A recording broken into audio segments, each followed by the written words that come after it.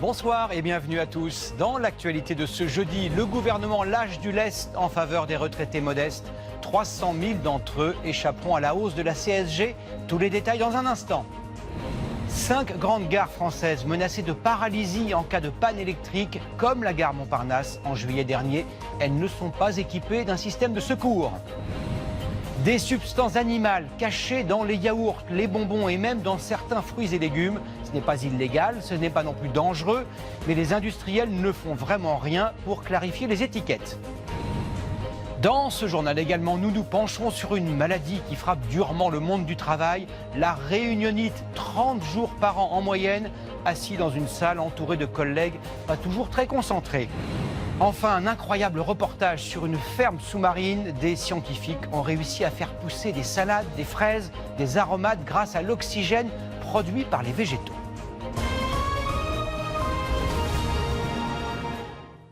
Ils sont 16 millions, ils ont une vie de travail derrière eux. Depuis quelques mois, de nombreux retraités ont perdu du pouvoir d'achat à cause de la hausse de la CSG. Après plusieurs mois de flottement, le gouvernement a finalement décidé de faire un geste pour certains d'entre eux. Qui sera concerné par cette ristourne? Qu'en pensent les principaux intéressés? Marine Brossard, Laura Ada et Jean-Marc Martineau. Les retraités étaient nombreux à l'attendre, ce geste du gouvernement.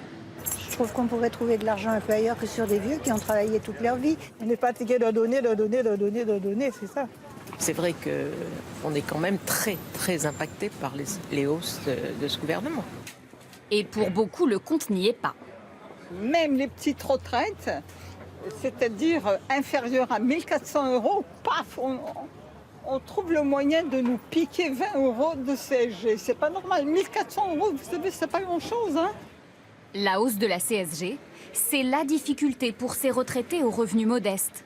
Le gouvernement a donc décidé de faire un geste pour 300 000 foyers fiscaux, ceux dont les revenus seront inférieurs à 1 200 € par mois pour une personne seule et 1 837 € pour un couple. Pour eux, la CSG n'augmentera pas. Ces contribuables peuvent avoir des revenus variables, alors s'ils dépassent ponctuellement le seuil, ils seront exonérés de cette hausse de la CSG la première année. Ils ne deviendront imposables qu'à partir de la seconde année. Cette correction fiscale entrera en vigueur courant 2019, mais elle ne concernera qu'une minorité de retraités. Plus de 7 millions d'entre eux seront contraints de payer cette hausse de la CSG. Les retraités ne sont pas mal aimés du tout, assurait ce matin le Premier ministre. Les 3/4 des seniors avaient voté pour Emmanuel Macron au second tour de l'élection présidentielle. Ce n'est pas si vieux. Un électorat qui lui semblait acquis, mais c'était avant les mesures fiscales prises par le gouvernement, qui vient donc de lancer une opération reconquête. Décryptage signé Cyril Adrien Salmon. Ils le lui ont dit dès le mois de mars. Les retraités, dites donc, oui. Vous avez vraiment pompé. Hein. Lors de ses déplacements en province, comme dans les jardins de l'Élysée le week-end dernier. Ce que je ne comprends pas, c'est que vous touchez à la retraite. À chaque fois le même cri, la même plainte. Des retraités de plus en plus nombreux ont le sentiment que l'exécutif les frappe au porte-monnaie. En cause, cette hausse de la CSG annoncée pendant la campagne présidentielle, entrée en vigueur le 1er janvier dernier, elle vient grignoter leur pouvoir d'achat. Qu'importe, face à la grogne, le président se montre inflexible. Je sais que je demande un effort aux plus âgés, ça ne rend pas forcément populaire, mais j'assume. Mis à contribution, les retraités le sont de nouveau à la rentrée. Dans une interview au JDD, Édouard Philippe annonce que leurs pensions n'augmenteront quasiment pas en 2019 et 2020. Sur le terrain, les députés de la majorité affrontent la colère des personnes âgées. Moi, j'ai perdu 50 € de CSG. Notre revenu, maintenant, il ne rend pas, il diminue. C'est pour ça On ne peut même plus aider nos petits-enfants. Cette fois, le Premier ministre, le Président semblent avoir entendu, alors que Christophe Castaner plaide pour une réforme des droits de succession. Sans tabou. Soudain, Emmanuel Macron tape du poing sur la table. Arrêtez d'emmerder les retraités. Prononcée lundi dernier en privé, la phrase est opportunément transmise à la presse. Un changement de pied, accompagné d'une annonce. Ce geste fiscal dévoilé ce matin par Édouard Philippe est relayé toute la journée par son camp. Il n'était pas normal que des retraités qui ont des revenus fragiles soient imposés davantage. Nous les sortons de cette imposition et nous leur permettons de retrouver du pouvoir d'achat. À 8 mois des élections européennes, il était devenu urgent d'envoyer un signal aux retraités qui avaient massivement voté Macron à la présidentielle. Demain matin, Pascal de la Tour du Pin reviendra sur ce dossier des retraites. Le porte-parole du gouvernement, Benjamin Griveaux, sera l'invité de la matinale de LCI. Rendez-vous à 8h30 sur le canal 26 pour l'interview politique de Christophe Jacubizine. Cette information à présent, elle intéressera à l'évidence les 4,5 millions de Français qui prennent le train chaque jour. Selon le président de RTE qui gère le réseau électrique en France, 5 grandes gares présentent des défauts d'alimentation majeurs. Autrement dit, des risques de panne ou d'incendie. Explication Justine Corbillon. Et si nos gares françaises étaient à la merci d'une panne totale d'électricité? Un scénario catastrophe qui s'est pourtant réalisé à Montparnasse cet été. Chaos total, c'est le chaos total. 3 jours de blocage. Et voilà pourquoi cela a duré si longtemps. La gare Montparnasse a une faille. Toutes les stations qui l'alimentent en électricité dépendent d'un seul et même poste électrique. En cas d'incendie, comme c'est arrivé en juillet, il n'y a plus de courant nulle part et aucune solution de secours. Sauf que Montparnasse n'est pas la seule à avoir cette fragilité. Il faut avoir en mémoire que les schémas d'alimentation des gares datent du siècle dernier, du temps où nous on s'appelait EDF et où SNCF Réseau n'existait pas encore. Auditionné hier au Sénat sur l'incident de cet été, l'entreprise qui fournit à la SNCF l'électricité parle de 4 autres gares françaises. La gare de Lyon à Paris, celle de Rennes en Bretagne, les gares Perrache et Pardieu à Lyon, contrairement aux autres, elles n'ont pas de second poste électrique à proximité. Même si demain on disait, bon, moi Banco, je veux un deuxième poste pour Montparnasse, j'ai trouvé le financement, je dirais, bon, on le met où? Voilà le problème, plus d'espace pour installer les circuits. Surtout en ville, les réseaux souterrains sont saturés. Autre problème, le financement. Entre 10 et 72 millions d'euros pour construire un poste, une somme que la SNCF préfère dépenser ailleurs, dans la signalisation ou la rénovation, car la destruction d'un poste entier, comme à Montparnasse, est rarissime. L'actualité, c'est aussi cette alerte à la sécheresse. 60 départements sont concernés par des restrictions d'eau. Les fortes chaleurs et la quasi-absence de pluie depuis plusieurs semaines ont eu des conséquences sur les cultures. Si vous vous demandez pourquoi les pommes et les tomates que vous venez d'acheter sont plus petites que d'habitude, Valentin Després et Yanis Matisse ont la réponse. Le saviez-vous? Une pomme de terre contient près de 80% d'eau. Alors s'il ne pleut pas et qu'il fait particulièrement chaud, les conséquences sont immédiates. Du fait du manque d'eau, les pommes de terre n'ont pas progressé du tout pendant tout l'été. Et là, à la récolte, on a donc des petits calibres qui ne seront pas admissibles dans le cahier des charges des industriels. Impossible de les écouler. Cet agriculteur ne produira que 30 tonnes au lieu des 50 habituelles. Je peux considérer que sur la ferme, si j'arrive à couvrir mes charges, ça sera le bout du monde. Je ne gagnerai pas d'argent cette année sur ma culture de pommes de terre. Même constat chez ce producteur de fruits. La moitié de ces pommes sont bien plus petites cette année. Elles ne pourront pas être vendues à la grande distribution. Ce sont des Royal Gala. Alors, à cette table arrivent les pommes de petit calibre. C'est toutes les pommes qui ne seront pas commercialisables du fait de leur calibre. Donc elles auront une destination différente, c'est-à-dire la pomme industrielle, soit pour des compotes, soit pour des jus de fruits.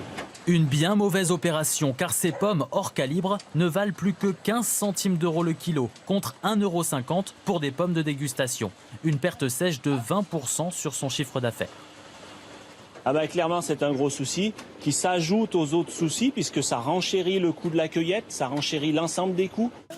Sans surprise, tous ces fruits bradés, ce sont autant d'absents sur les étals des marchés. Il y en a eu moins, c'est tout. C'est l'offre et la demande, hein, tout simplement. Il n'y en a pas et puis voilà, on paye le prix et voilà. Il y a un petit peu moins de production. Mais bon, la qualité du fruit, elle est là. En un an, le prix des fruits a déjà augmenté de 4% et celui des légumes de 5%.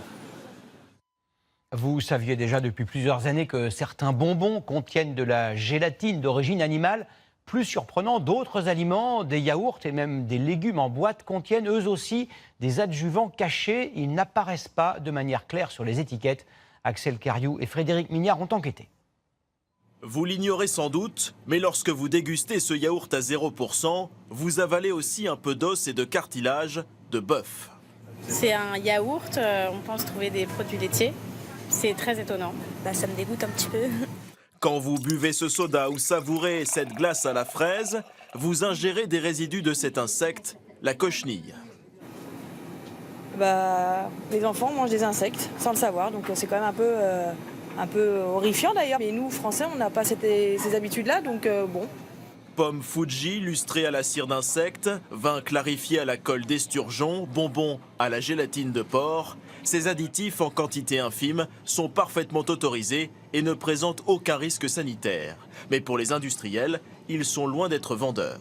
L'association Foodwatch accuse une dizaine d'entre eux de vouloir les dissimuler aux consommateurs. Ici, c'est écrit sur l'étiquetage, il y a du bouillon de volaille dans la liste d'ingrédients. Parfois, il faut avoir une encyclopédie pour décrypter l'étiquette. On voit écrit carmin, en fait c'est issu d'insectes. Et parfois, ça devient vraiment compliqué. Il va y avoir indiqué seulement gélatine, sauf qu'il s'agit de gélatine de bœuf et ce n'est pas écrit sur l'étiquetage. Complexe pour les végétariens ou pratiquants religieux. Toutefois, ces mentions respectent la réglementation européenne. Mais la question centrale, c'est pourquoi les industriels utilisent ces substances. Aucun n'a accepté de nous l'expliquer, alors nous avons posé la question à ce chimiste, spécialiste de l'alimentaire. Il existe des substituts végétaux, par exemple de l'agar-agar, c'est 2 fois plus cher que la gélatine animale. Les carragénanes, qui sont des algues rouges, c'est 3 fois plus cher. Voilà, vous voyez qu'il y a des rapports de prix qui font que forcément un industriel va avoir tendance à tirer vers le bas le coût de production. Malgré tout, pour éviter toute polémique, la marque Yoplait s'est engagée aujourd'hui même à retirer la gélatine de sa recette dès 2019. Depuis plusieurs années, Haribo fait de même sur une partie de ses bonbons. Dosage subtil entre popularité et rentabilité.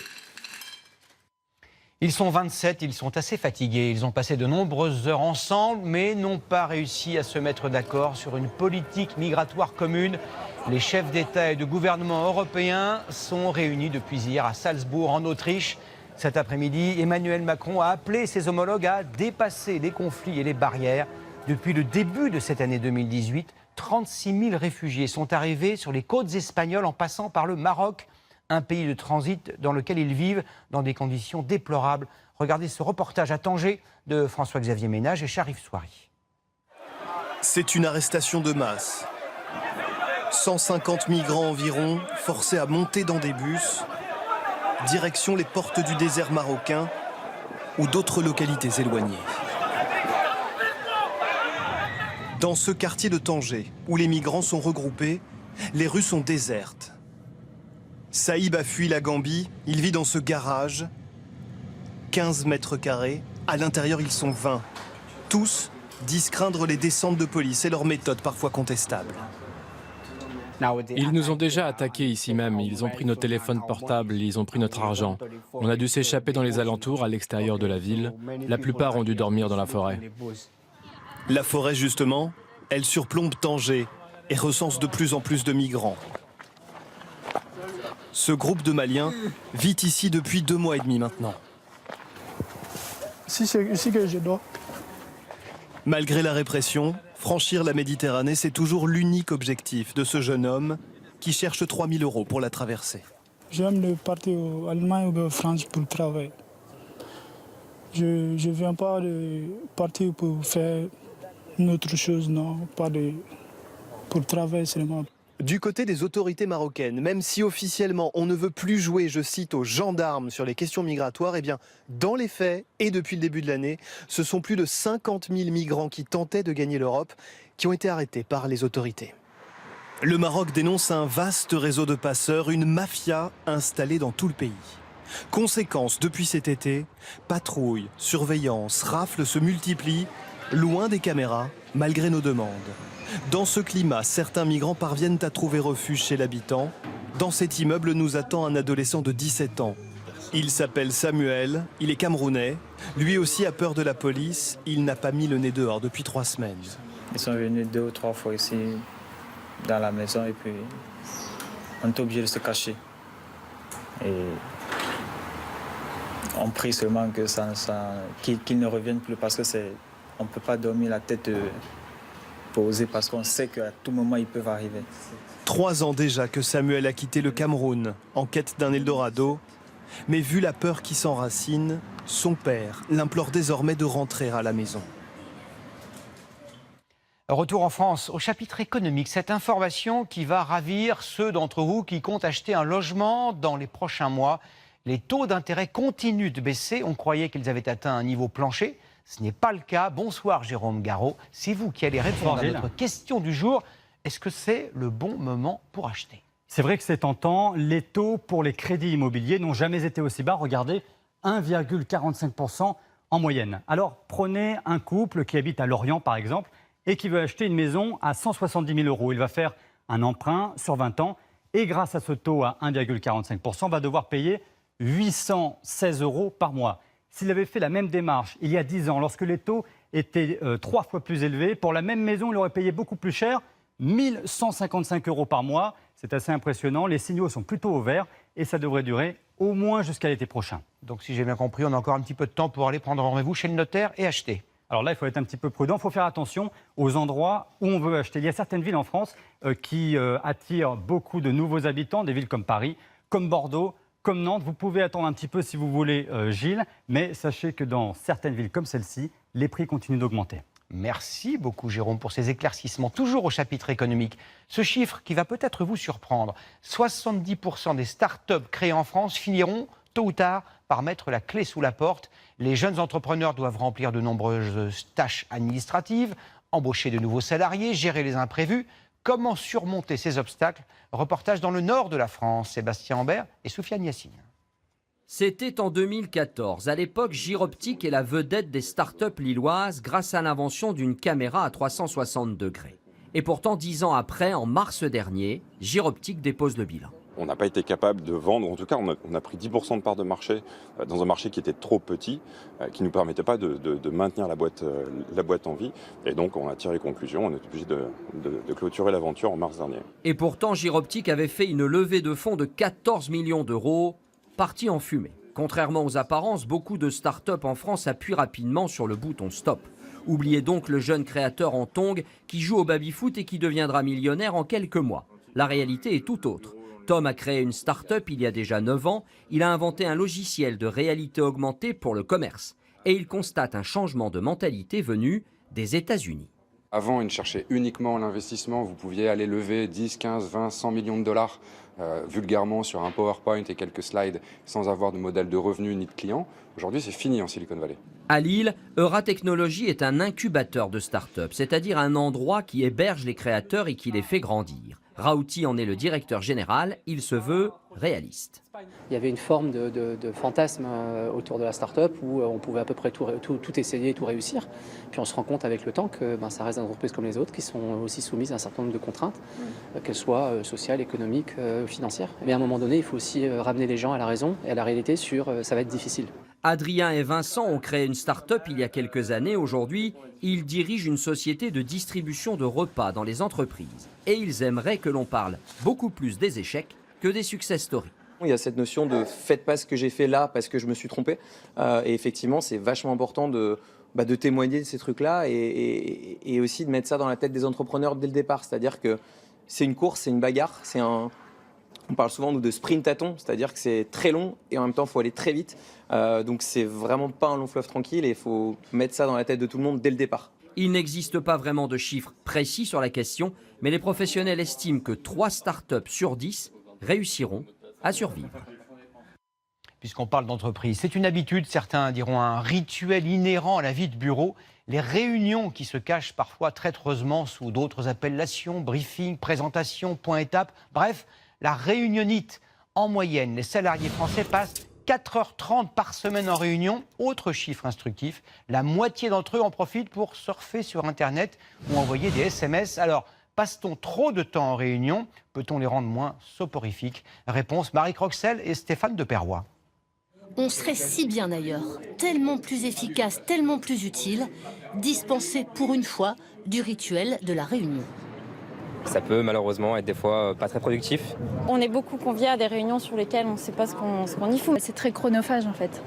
C'est peu dire, dans les entreprises de plus de 500 salariés, les cadres passent en moyenne plus de 6 semaines par an en réunion. J'ai pas trop le temps, désolée, parce que, est-ce que vous avez... justement, j'ai une réunion. Je ne compte plus. Alors en moyenne, dans la journée, il y en a au moins 2. Trop de réunions, trop longues, ce sentiment est largement partagé. Une réunion sur 2 est jugée improductive. Un salarié sur 4 s'interroge sur l'utilité de sa présence en réunion.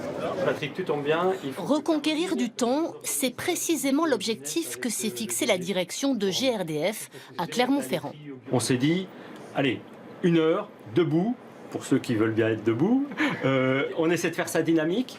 Une règle, pas plus de 3 sujets par personne et un nouvel outil, une plateforme interactive, ont vite produit leurs effets. On est beaucoup plus concentré sur ce qu'on fait. Parce que ça va vite, parce que c'est visuel, parce qu'on est debout et pas assis, ou très vite on se déplace. Le comité de direction hebdomadaire est passé de 3 à 1 heure, soit 640 heures épargnées. Pour les pathologies plus sérieuses, voici l'homme de la situation. Louis Vareille, ancien de chez Danone, réuniologue de son état. Je répare les réunions et je soigne la réunionite. Bonjour. Ce jour-là, il accompagne le comité de direction de Manutan, une grande entreprise de matériel de bureau. Dès qu'un intervenant patine, le coach entre en scène. Juste une, non, mais, pardon, Julie, juste une remarque. Appliquer cette discipline qui est de dire toute réunion se termine par une évaluation. Ça prend 5 minutes. J'essaie de leur recommander des choses extrêmement simples. Julie, prenez juste le temps de demander l'avis à chacun lorsque vous avez posé une question. Le marché de la réunion explose, 13 milliards d'euros selon les experts. Cette start-up française vend tout ce dont une entreprise peut avoir besoin pour optimiser ses réunions. Livres, outils, formation. Aujourd'hui, il y a plus d'1 milliard d'actifs dans le monde qui travaillent en équipe, qui ont l'occasion d'avoir besoin d'un collègue, d'un avis, de tester une idée, de se renforcer avec d'autres compétences. Donc c'est un marché gigantesque. Le cadre même de la réunion devient un enjeu. Confortable, décalé, cette autre société propose des salles comme autant d'expériences. Donc là, vous allez découvrir une de nos salles thématiques. Une salle de classe, la plus demandée. Ça change des salles de réunion habituelles. Une fois, on avait justement quelqu'un qui avait une réunion un petit peu difficile. Et du coup, quand il a découvert cette salle, il nous a tout de suite dit « moi, je veux cette salle-là parce que les gens, quand ils vont ouvrir la porte, ils vont tout de suite se détendre. Ça change tout le prisme de la réunion. » L'option bucolique a aussi ses habitués, parfaitement concentrés. Car à ces réunions d'un nouveau genre, tendues vers plus d'efficacité, il n'est pas interdit d'ajouter une touche de plaisir. Réuniologue, quel joli mot. Le constat est sans appel. Selon de récentes études, le quotient intellectuel des Français a chuté de 4 points ces 10 dernières années. D'où cette question presque angoissante. Sommes-nous vraiment moins intelligents qu'avant? C'est notre enquête grand format. Elle est signée Isabelle Marc et Sébastien Maloiseau. Informatique, on va dire. C'est un épisode et un sujet. Digitalisation et un film. Pardon, Ils parlent vite et en même temps. Vous avez du mal à suivre? Pas étonnant. Ils sont membres du club Mensa. Ils ont tous un QI supérieur à 130. Mais qu'est-ce que ça change? Ça va très vite, ouais. Ça va très vite, même que ce soit même dans l'humour. Il y a une notion de rebond qui est hyper intéressante. Ce qui change, c'est vraiment cette divergence dans le raisonnement. C'est-à-dire que quand on va parler de quelque chose, ça va nous donner 10 ou 15 idées à la seconde. Mais ce club va-t-il continuer à recruter? Grâce au progrès de l'alimentation et de l'éducation, le QI n'a d'abord cessé de grimper. Et puis en Norvège, on l'a mesuré sur plusieurs générations de conscrits. Ils ont atteint leur meilleur score au milieu des années 70 et depuis c'est la chute comme dans d'autres pays occidentaux. De quoi inspirer le film Idiocratie? Le héros est un officier pas très malin. Cryogénisé, il se réveille par erreur en 2050. L'intelligence est au plus bas. Et dans un monde peuplé d'idiots, il fait figure de génie incompris. Si vous avez un seau qui contient 8 litres et un autre seau qui contient 20 litres, combien de seaux avez-vous? 2 seaux. Merci. Nos enfants seront-ils plus bêtes que nous? Ce laboratoire étudie les conséquences des perturbateurs endocriniens omniprésents dans notre environnement sur les hormones issues de la thyroïde. Elles sont responsables du développement des neurones chez les bébés à naître comme chez tous les vertébrés, y compris les têtards. On leur injecte donc des doses de produits polluants pendant leur métamorphose et on observe par fluorescence des effets inquiétants sur leur cerveau. Ces résultats vont plutôt faire pencher la balance dans le sens de dire attention, ces molécules ne sont pas inertes et peuvent influencer le développement du cerveau et probablement les fonctions qui vont avec. Par des études dans plusieurs pays, plus une femme est exposée à certains produits chimiques qui peuvent interférer avec les actions des hormones thyroïdiennes, Le plus grand risque, elle va donner naissance à un enfant avec un plus bas QI. Mais tout le monde n'est pas d'accord. Et voici un autre dessin qu'il faut reproduire avec les 9 cubes. Cet universitaire est spécialisé dans les tests de QI élaborés, ceux qui sont proposés par les psychologues en cabinet. Et lui n'a pas les mêmes courbes. Si quand même on regarde l'ensemble des études dans tous les pays, ce qu'on voit, c'est que la tendance est à une espèce de plafonnement. Ça veut dire que peut-être on est en train d'atteindre un maximum, de la même manière que notre taille, elle a augmenté pendant le XXe siècle, mais elle est aussi en train de plafonner et personne ne peut imaginer qu'un jour on atteindrait 3 mètres. À l'aune de l'humanité, le cerveau a évolué. Celui d'Homo sapiens est différent de celui de Néandertal, plus allongé. Mais ses capacités n'ont guère changé jusqu'à aujourd'hui. On n'est pas plus intelligent qu'un homme d'il y a 35 000 ans qui était de la même espèce que nous. Si individuellement on nous demandait, nous, de fabriquer un ordinateur, de créer Internet, d'envoyer un email, on en serait incapable. Ce qui fait notre spécificité aujourd'hui, c'est le cumul de connaissances. Alors faut-il s'inquiéter? À la Sorbonne, sur les lieux mêmes où le QI fut co-inventé par Alfred Binet en 1905, cet expert du développement du langage est conscient des risques, mais il reste serein. Il y a aujourd'hui des nouveaux défis pour l'intelligence. Mais le potentiel intellectuel des neurones, 80 milliards de neurones, 1 million de milliards de connexions, reste là. Trop d'écrans, moins d'éducation, un environnement dégradé, auront-ils raison de notre intelligence? Impossible à dire aujourd'hui, mais pas question de baisser la garde, bien au contraire.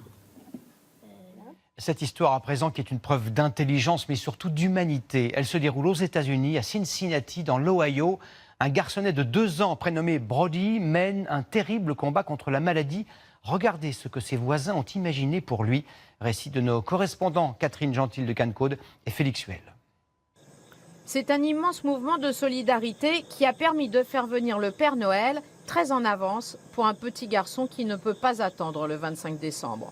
Say Who Day. De tous les États-Unis, des décorations de Noël ont été envoyées pour Brody, qui aime surtout les guirlandes lumineuses. Il est heureux et tout ce que je veux, c'est son bonheur. Tous les jours, j'essaie de le rendre heureux. Brody a 2 ans et souffre d'un cancer du cerveau incurable. Ses parents, sachant qu'il n'a plus que quelques semaines à vivre, ont donc décidé de célébrer Noël avec lui pendant qu'il peut encore profiter de cette fête. Il adore aller dehors, il aime bien manger et il est super actif. Tous les jours, des voisins touchés par le drame de cette famille continuent de venir déposer des décorations dans le jardin du petit garçon. Le premier a ouvert ses portes en France au milieu des années 90. Il y en a aujourd'hui plus de 1000. On appelle ça en excellent français des concept stores. Dans une seule et même boutique, vous pouvez acheter par exemple un vélo, des vêtements, un géranium ou de la vaisselle tout en buvant un café. Illustration près de Marseille, Corinne Magne et William Villemain. Le shopping nouvelle tendance passe par le mélange des genres, boutique et services. Dans ces magasins dits pluriels, on ne vend pas seulement des produits, mais une ambiance. Né aux États-Unis dans les années 80, ce concept arrive en France 15 ans plus tard. Aujourd'hui, pas une grande ville sans concept store. Ici, dans l'une des 20 boutiques à thème de la capitale, l'homme est à l'honneur. C'est vrai qu'aujourd'hui, dans un monde où tout est achetable sur Internet, finalement, il faut qu'il y ait quelque chose en plus quand on vient en boutique. Et donc ici, ils trouvent ce quelque chose en plus et ça leur permet vraiment de prendre du temps. Et tout est fait pour que le client passe en moyenne 30 minutes dans cet espace. C'est 6 fois plus que dans une boutique classique. Entre épicerie, déco, gadgets, mode et barbier. Pas seulement un lieu où on vient faire des achats, c'est aussi un lieu où on aime être, on aime passer du temps.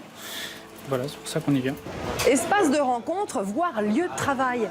Un nouveau style de boutique fleurit en ce moment dans nos villes. On appelle ça les concept stores. Certains rivalisent d'ingéniosité. Et cette cliente potentielle ne vient pas acheter. Elle vient profiter de cette boutique pour travailler. Je vous laisse travailler. Oui, alors, hein. super, merci. J'ai une activité où je peux travailler chez moi, mais venir dans ce genre d'endroit, je trouve que c'est très agréable. Et puis voilà, ça nous permet de rencontrer des gens et puis de découvrir des créateurs. Et ils sont 2 en France à proposer une offre boutique et espace de travail dit coworking. À Aix-en-Provence, Agnès, à la fois commerçante et manager, a tout misé sur la convivialité. Et ici, vous avez l'espace des coworkers, donc je deviens happiness officer, c'est-à-dire responsable du bien-être des gens qui ont choisi de travailler dans cet espace. Privilégier les rencontres, mais aussi le retour à l'achat-plaisir. Un nouveau mode de consommation cher à Laurette, qui ouvre à Marseille, il y a 8 mois, un concept store avec un espace atelier. Le succès est au rendez-vous, son pari est gagné, faire revenir les clients en centre-ville. Les gens ont envie de faire marcher le petit commerçant, ils en ont un peu marre d'aller prendre la voiture, aller dans un centre commercial pour voir toutes les mêmes boutiques. Ici, on a un vrai lieu qui a une identité. On sent qu'on peut rester un moment à discuter sur les différents créateurs qu'il y a ici, savoir un peu l'histoire des objets et se retrouver tous ensemble à planter des cactus. Cabinet de curiosité, espace de loisirs, produits locaux, design accessible. Venir dans un concept store, c'est sans nul doute s'acheter un style de vie. Que diriez-vous à présent d'une plongée sous la mer? L'an dernier, dans nos journaux, nous vous avions présenté la ferme de Nemo. Il ne s'agit pas du poisson clown de Disney, mais d'une méthode d'agriculture révolutionnaire. Des serres installées sous l'eau en Méditerranée. On y cultive des laitues, du basilic et même de délicieuses fraises. Ludovic Romanins et Julien Bervilliers ont plongé au large des côtes italiennes.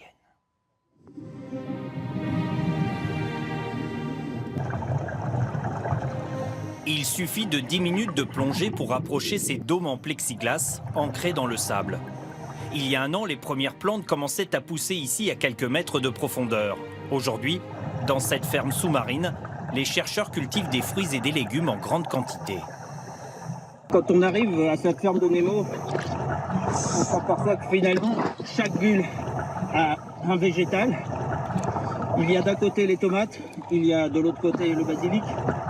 Et en fait, tout pousse à plus de 15 mètres de profondeur, au milieu des poissons.